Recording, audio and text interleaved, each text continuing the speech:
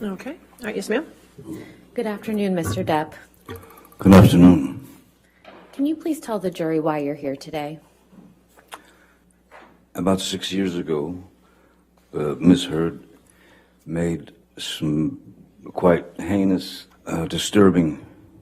brought these disturbing criminal acts against me that were not based in any species of truth.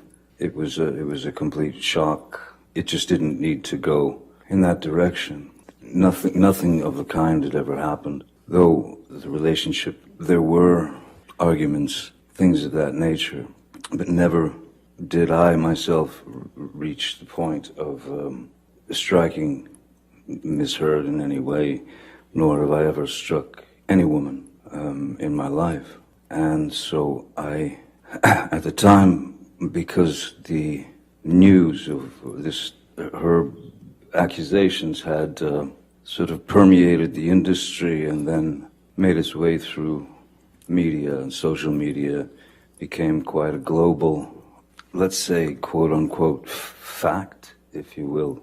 And since I knew that there was no truth to it whatsoever, I felt it my responsibility to stand up not only for myself in that instance, but stand up for my children, who at the time were 14 and 16, and so they were in high school, and I thought it was diabolical that my children would have to go to school and have their friends or people in the school approach them with the infamous People magazine cover with Miss Heard with a dark bruise on her face. And then it kept multiplying. It just kept getting bigger and bigger.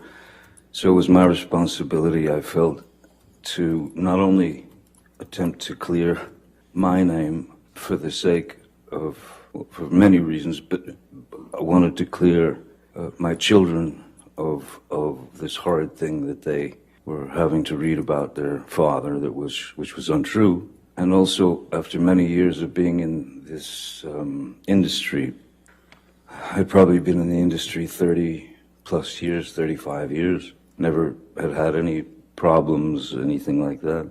And I had met many people over the years, many of the people, and had the opportunity to talk to those people and to even give advice to these people.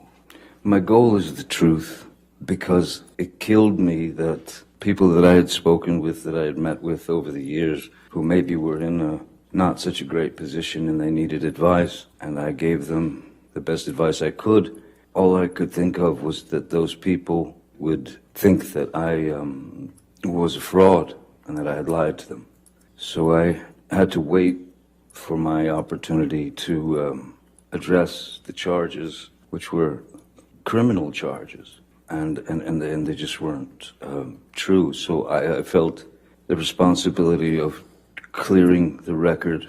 The only way that I could get to the point where I could speak really taken this full 6 years. And it's been 6 years of trying times. Strange when one day you're Cinderella, so to speak, and then in 0.6 seconds you're Quasimodo. I didn't deserve that, nor did my children, nor did the people who have believed in me for all these years. I didn't want any of those people to believe that I had done them wrong or lied to them or that I was a fraud. I pride myself on honesty. I pride myself on truth. Truth is the only thing I'm interested in.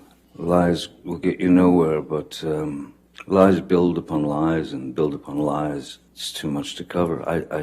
I'm obsessed with the truth, and so today is the first opportunity that I've been able to speak about this case in full for the first time.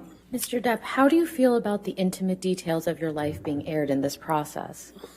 As a father raising kids, when they were very, very little, it was important to me, very important to me, to try to shield my children as much as possible from looking at their father or their mom, for that matter, as novelties I didn't want my children to experience hordes of paparazzis. So I was always a very private person. So for me to come up here and stand before you, or sit before you, all spill the truth is quite exposing. It's not only exposing for myself, it's exposing for my family, it's exposing for misheard, it's exposing for...